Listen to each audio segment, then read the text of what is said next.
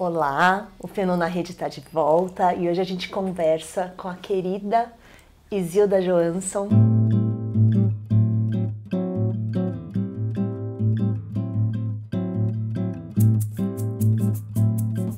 A Isilda ela é professora da Unifesp de Filosofia Contemporânea e uma parceira querida aí nos caminhos do pensamento e da crítica. Isilda, seja muito bem-vinda aqui no nosso canal. Obrigada, Maíra, é um prazer estar aqui, é uma grande satisfação, um prazer enorme estar aqui. Que bom. Antes da gente conversar com a Isilda, eu queria lembrar todo mundo aí que está nos assistindo a se inscrever aqui no nosso canal para ajudar o canal a continuar existindo. Se gostar, depois no final do vídeo também curtir, deixar um like aqui pra gente que ajuda a gente continuar nessa trajetória. Vamos lá. Isilda, pra gente começar a nossa conversa hoje aqui na rede, você poderia apresentar pra gente a Simone de Beauvoir, né, que é uma filósofa com a qual você tem debatido e se dedicado muito, né? Ajudar aqui a gente a pensar na Simone de Beauvoir como filósofa. Você poderia contar um pouco pra gente sobre isso? Claro, com muito prazer. É importante esse modo de começar, assim, falando da Beauvoir como filósofa. E eu acho que, assim, a primeira coisa importante que a gente poderia falar sobre a Beauvoir filósofa é que dizer que ela é filósofa, e ela é uma filósofa de primeira ordem, como muitos outros da geração dela, de primeira grandeza e de primeira ordem, mas uma coisa que é importante, eu acho, em primeiro lugar, destacar, é que o fato dela ser filósofa não invalida o fato também dela ser escritora de literatura, memorialista, ela tem correspondências, ela foi editora, né, diretora de revista, né, ela é uma das fundadoras da Tempos Modernos, né. Todo mundo ouve, sempre quando a gente fala da revista Tempos Modernos, a gente fala dos fundadores, Sartre, Merleau-Ponty, é verdade, mas ela também é uma das fundadoras e teve até o último dia, quando ela morreu, né, até a sua morte, ela foi a diretora de lá. Enfim, ela era filósofa, mas o fato de ser filósofa não diminui ou não invalida esses outros campos em que ela atuava. Isso é uma questão importante, justamente pelo fato dela ser mulher e ser filósofa. É muito comum, assim, na história da filosofia, as mulheres serem sempre jogadas... Era literatura, era arte, era isso, e nunca é filosofia. Então, é importante dizer que ela era filósofa, mas ela era escritora também, uma escritora importante, com livros premiados de literatura. Mas tudo isso se integra num projeto grande, não é, que a gente pode dizer, assim, um projeto intelectual e de vida, de ação e de pensamento dela, que integra, então, a sua produção filosófica, a sua produção literária, a sua produção artística, a sua filosofia, a sua ação política, engajamento e tudo isso. Esse status é importante, né? Como se ela fosse multi. Exatamente, isso é muito importante, porque também é uma outra questão, que o fato também dela ser filósofa, escritora, não quer também dizer uma soma, né? Filósofa, mais escritora, mais editora, mais memorialista, mais... Não, quer dizer que todas essas expressões, né, todas essas maneiras, né, de construção, de produção literária, de produção de pensamento, de produção de ação política, quer dizer, tudo isso está integrado num projeto grande, que a gente pode dizer que é um projeto de vida, justamente onde a vida profissional, a vida pessoal, a produção se integram, né? É mais do que simplesmente ser uma integração que dá coerência, é mais do que isso, é um projeto mesmo de vida que integra as várias áreas, as várias dimensões da existência, né? As várias dimensões, a dimensão profissional, a dimensão pessoal, a dimensão política, a dimensão social, todas estão integradas nesse projeto. E é nesse sentido que a gente pode dizer que tem um projeto ético que integra e que lança a Beauvoir em todos esses campos de uma maneira, isso muito coerente, muito integrada. Isilda, também não deve ser muito comum no campo, né? Pelo menos a gente que estuda fenomenologia, infelizmente, não estuda Simone de Beauvoir, né? Não é comum, a gente não vê. vê-la como uma existencialista, né? Estudá-la como uma existencialista. Você poderia caracterizar para nós como é que é o existencialismo de Simone de Beauvoir? Então, isso é muito importante porque a Beauvoir, então, ela própria não se dizia filósofa, ela dizia eu sou uma escritora, né? E se reconhecia como escritora, o que não invalida, de fato, ela tem uma produção ensaística e filosófica importante. No entanto, ela se dizia existencialista, isso ela própria dizia, e ela dizia assim, eu sou uma existencialista, isso significa que toda a minha produção, a produção teórica, a produção literária, a produção artística, a ação política, ela é pautada, vamos dizer, ela é guiada, não é, por certos valores. Não é? E valores, principalmente o da liberdade e o da autenticidade. Então, isso é muito importante, não é? No âmbito do existencialismo da Beauvoir, porque ela vai dizer assim, olha, esses valores são, que eu estou chamando aqui de liberdade e autenticidade, são os valores da moral existencialista. Não é?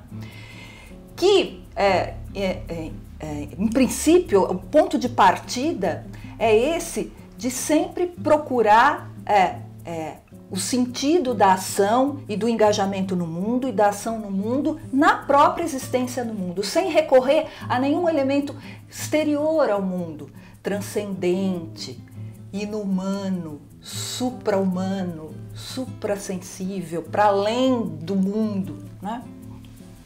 Significa buscar os valores, buscar o sentido da vida na própria vida, sem recorrer a nada, nem nada que determine a vida antes da existência e nem um fim último para a existência, né? Um ponto de chegada, no sentido, para Beauvoir, nesse seguinte sentido, para Beauvoir, essas perguntas de onde viemos, para onde vamos, quem somos, ela fala assim, bom, nós somos o que a gente decide ser.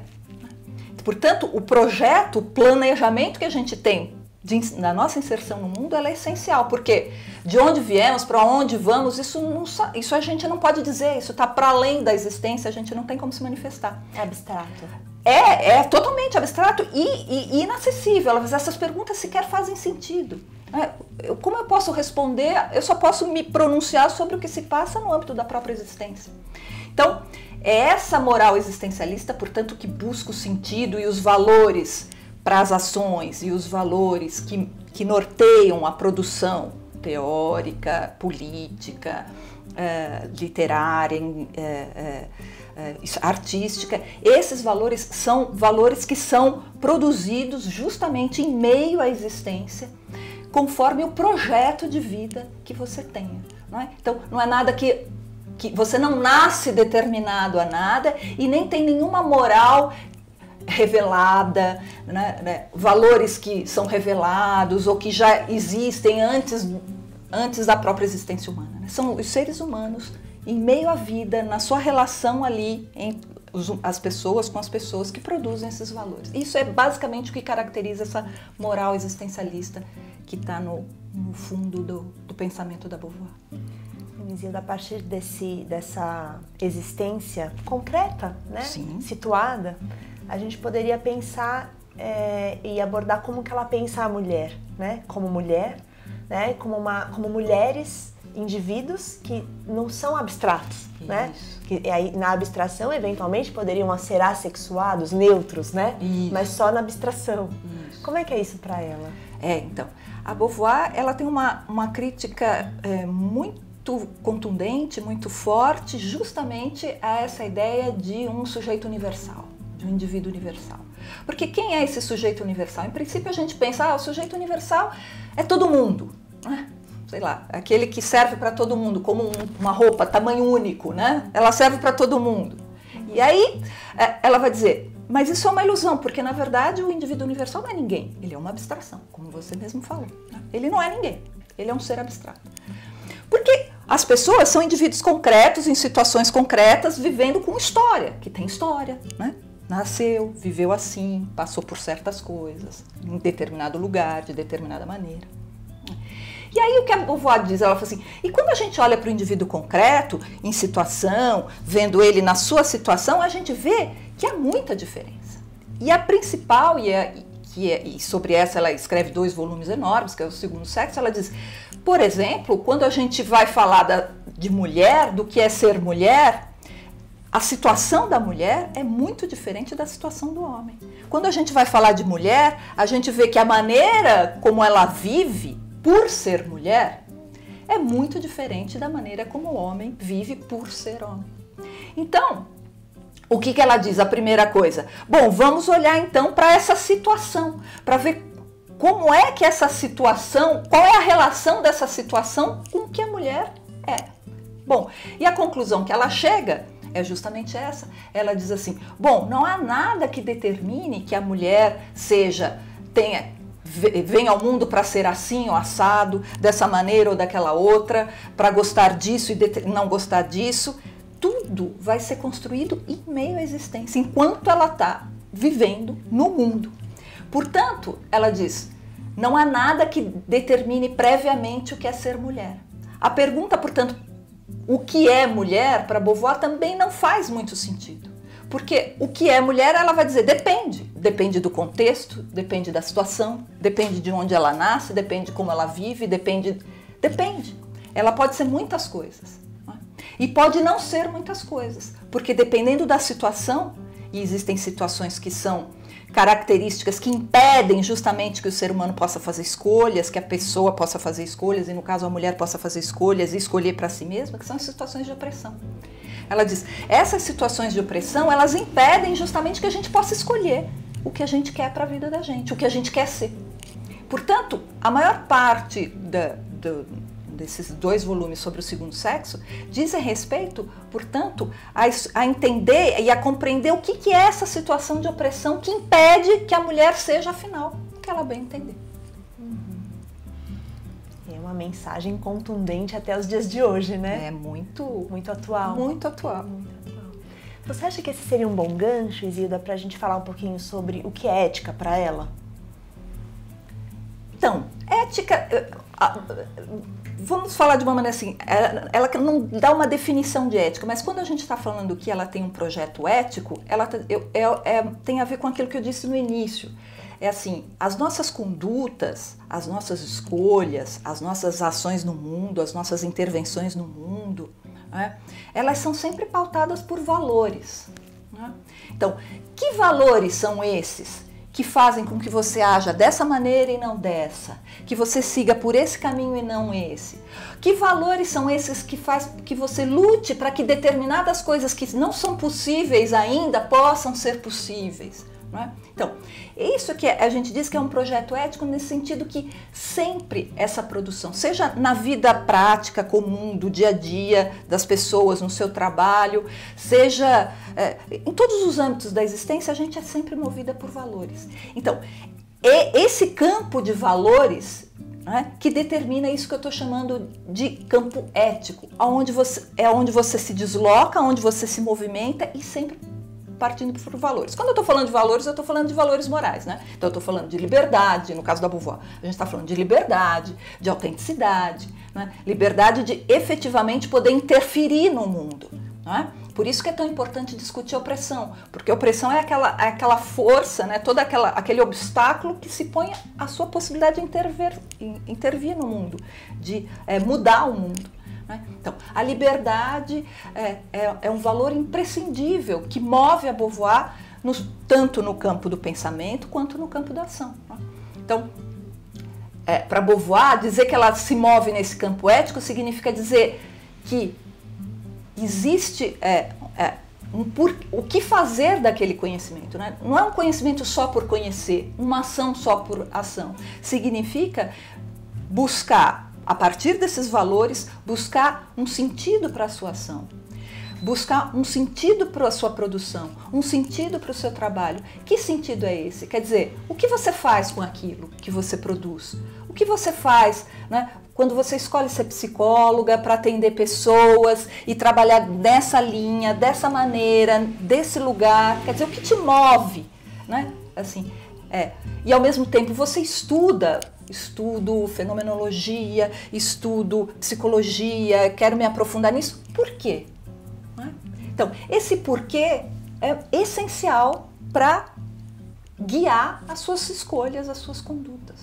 Então, esse que é o campo ético que a gente diz, né? Que não tem o trabalho pelo trabalho, a ação pela ação, tem sempre um sentido. Você sempre está construindo um sentido para aquilo que você quer fazer, para aqueles seus projetos, para a realização daqueles seus projetos.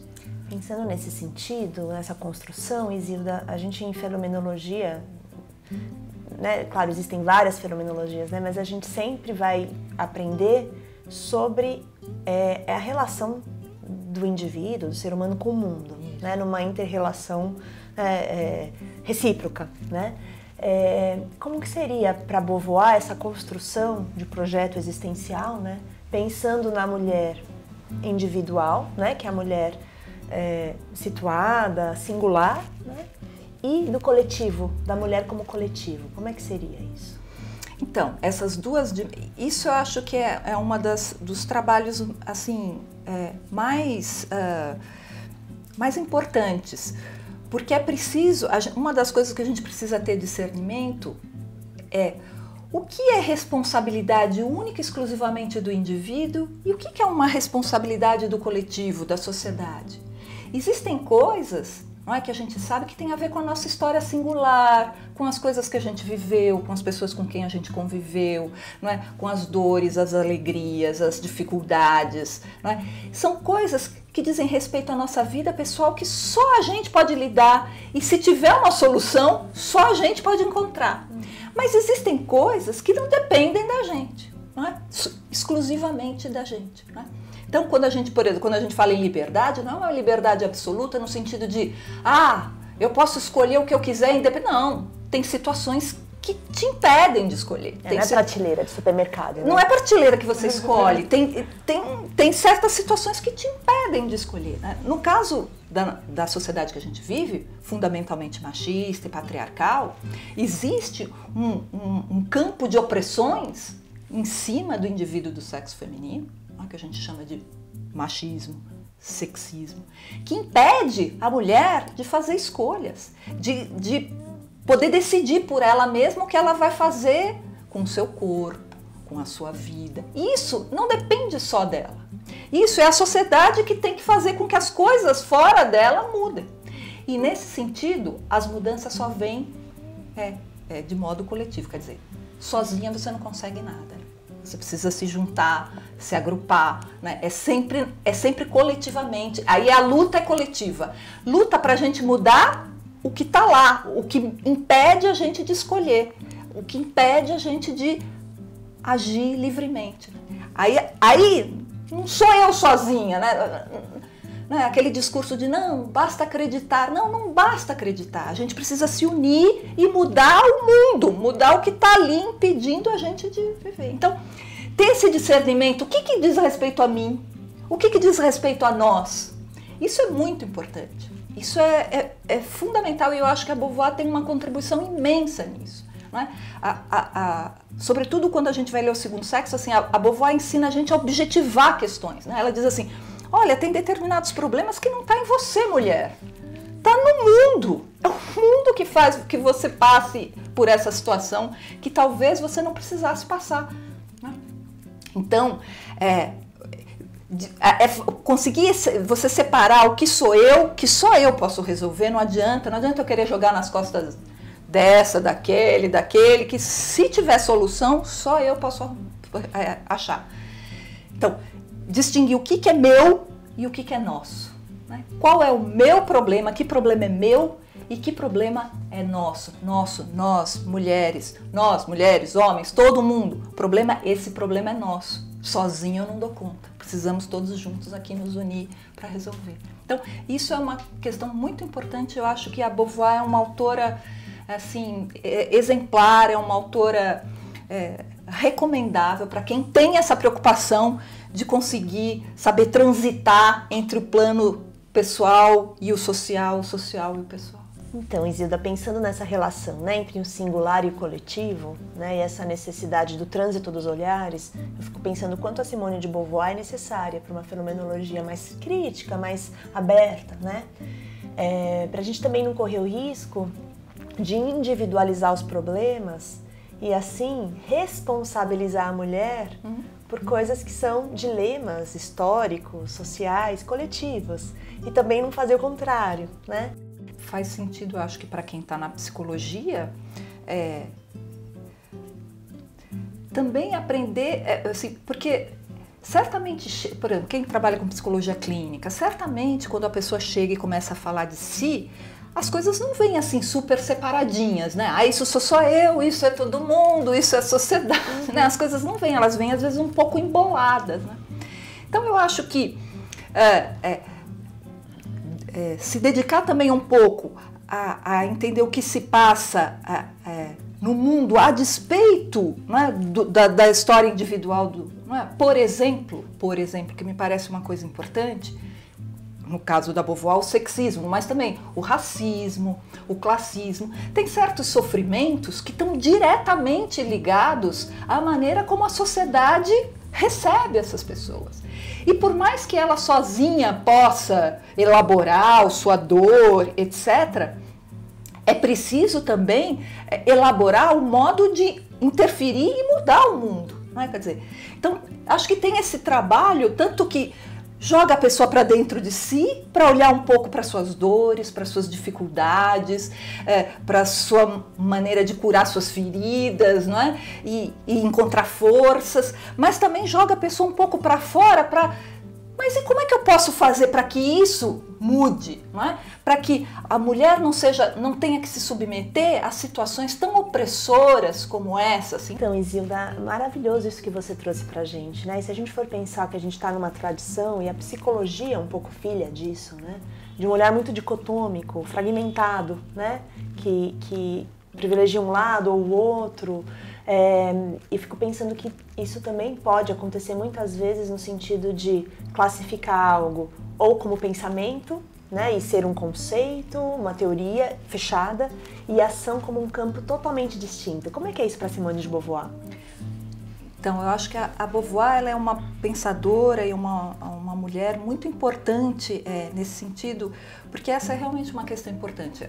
A gente que está na universidade, às vezes sente muito isso, né? O pessoal está lá muito ligado nas questões teóricas, né? Na filosofia. A filosofia é discussão teórica, está discutindo teórica e se sente um pouco desligado da ação prática. E às vezes o pessoal que está lá na ação política, trabalhando, etc., se sente muito distante, né, do mundo da teoria, né, do que o pessoal fala da academia, da universidade. E eu acho que a Beauvoir é uma pessoa importante, ela é um exemplo muito importante, muito bonito de como essas duas coisas se integram, né? Porque qual é o sentido de você fazer teoria? A teoria, o sentido dela é justamente esse, né? Buscar inteligibilidade para a ação, para o que se passa em torno, na vida, no mundo que você vive, na sociedade. Quer dizer, a teoria, ela busca sempre alguma inteligibilidade e algum sentido para a ação. E, no entanto, esse pensamento, que é só pensamento, que não tem conexão nenhuma, não é, com o que você na vida faz, também é um pensamento solto, vamos dizer, despropositado. Não é? Então, quando você integra essas duas coisas, não é, quer dizer, você age, mas é uma ação que também tem uma reflexão sobre essa ação, e essa reflexão leva a uma ação importante, e essa ação leva a uma reflexão. A Beauvoir é isso, né? A Beauvoir, ela foi uma teórica, ela foi filósofa, ela foi uma feminista importante, né? Ela se engajou nos movimentos feministas ali a partir do final da década de 60, né? 70. Então, ela foi para as ruas, deu o nome dela, participava dos movimentos, deu nome em revista, publicou coisas, e ao mesmo tempo ela se fechava no seu escritório, no seu gabinete e pensava a respeito disso, e uma coisa nunca foi descolada da outra. Então, eu acho que a Beauvoir é uma pensadora e uma figura histórica muito importante e que mostra como essas duas coisas não só são possíveis, como elas são necessárias. Maravilhoso, Isilda. Para a gente ir finalizando, você poderia deixar para as pessoas que estão nos assistindo indicação de leitura? Posso deixar, mas assim... O que você recomenda que as pessoas leiam? Por exemplo, da Simone de Beauvoir, O Segundo Sexo? O Segundo Sexo eu recomendo. Tem a a obra, os romances dela, né, a literatura da Beauvoir, muito importante. Ela tem um romance dela que eu acho que é inaugural, é muito importante, que é A Convidada, está traduzido para o português. Tem Os Mandarins, que foi o romance dela com que ela ganhou o prêmio Goncourt, que é o prêmio mais importante na França na década de 50. Então, de romance tem isso, da produção teórica, ensaística. Eu recomendo O Segundo Sexo, recomendo A Velhice, que também é um livro muito lido, e principalmente eu acho que quem quer mesmo conhecer a Beauvoir, eu recomendo as memórias dela, né? São 3 volumes. Memórias de uma Moça Bem Comportada, A Força da Idade, A Força das Coisas e Todas as Contas Feitas, né? Então, são os volumes das memórias dela em que ela vai contando e ao mesmo tempo a gente vai aprendendo sobre a história da França. Então, passa pela guerra, passa pela Segunda Guerra, passa pela... enfim, a gente vai aprendendo sobre a história, vai aprendendo sobre a história dela, a relação com o pensamento. Então, esses livros de memória eu acho que são bem recomendados. E artigos seus? Isso aí dá para olhar lá Tem na internet. Tem. Depois a gente pode eleger um e colocar o link aqui na descrição dos vídeos. Pode. Então, aqui na descrição do vídeo depois vai ter um link para algum artigo da Isilda que a gente ainda vai escolher. Isilda, eu agradeço muito a sua visita à nossa rede e essas palavras inspiradoras. Espero que possam ressoar bastante por aí, reverberar e provocar as pessoas para reflexão. Muito obrigada. Muito obrigada, eu que agradeço. Foi um prazer enorme estar aqui, estar com vocês e, enfim, boa sorte, vida longa para o Fenô na Rede. E falando em vida longa, gente, se você gostou desse vídeo, não deixe de se inscrever aqui no nosso canal, que é o que ajuda a gente a manter a vida longa e a rede balançando. Isilda, muito obrigada. Até a próxima. Obrigada.